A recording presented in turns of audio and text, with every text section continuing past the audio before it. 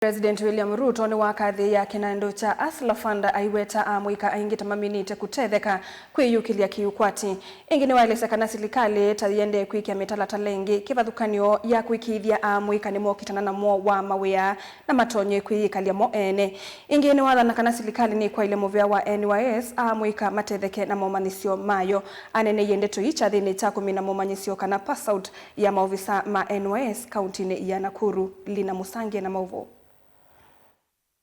Oneni ya Gilgil County ni ya Nakuru nzino ya pass out kavindani kala maofisa ma NYS ngile 18 mami na kos Musumbi William Ruto niwakathia kinandu kia Hustler Fund kwa kilo kuweta amuika mengi tama vikita kosa mukovo una ulo matethete kwiyukilya kiuchumi. Through the Hustler Fund, 26 million Kenyans have so far accessed affordable credit. A whopping 72 billion has been disbursed and 5 billion shillings saved in the Hustler Fund. In addition, more than 5 million young Kenyans have improved their credit scores, opening doors to bigger loans of up to 150,000 and new opportunities for enterprise.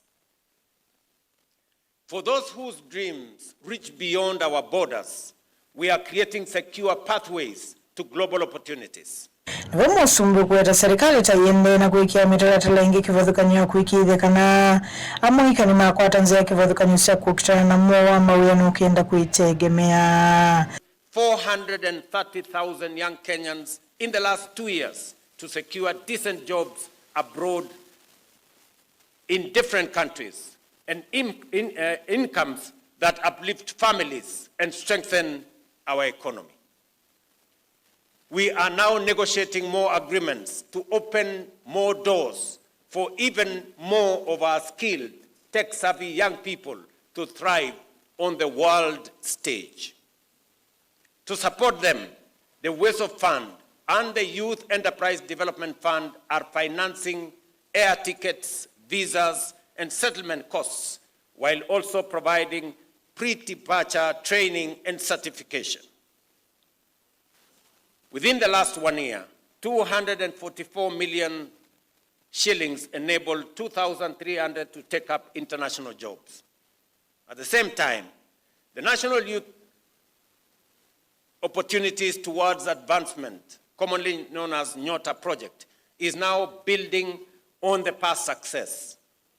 Over 1 million applicants were received this year. Tuwa kwa dhana serikali kuendea na kwa ili uvonge wa NYS nukiendee amuika ingi makatetheka na mwavundi sio. I am very proud that today is a pass out of the largest cohort of officers, 18,000, the largest in the history of the National Youth Service.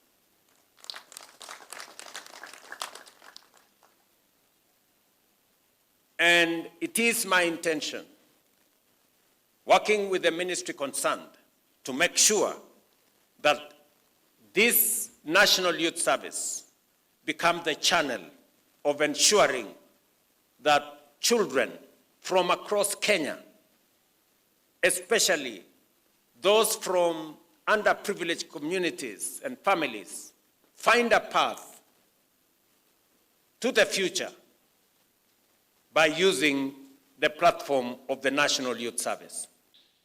To the graduates, it is a recognition of the hard work and sacrifice.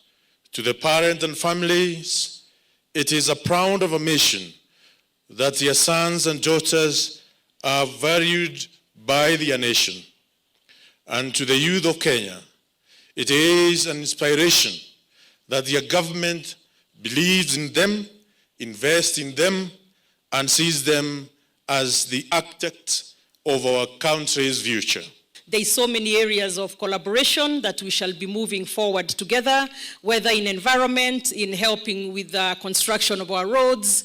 They have actually come in very handy in times when we've had serious disasters. Good report of Lingua Movo Nili na Musangi.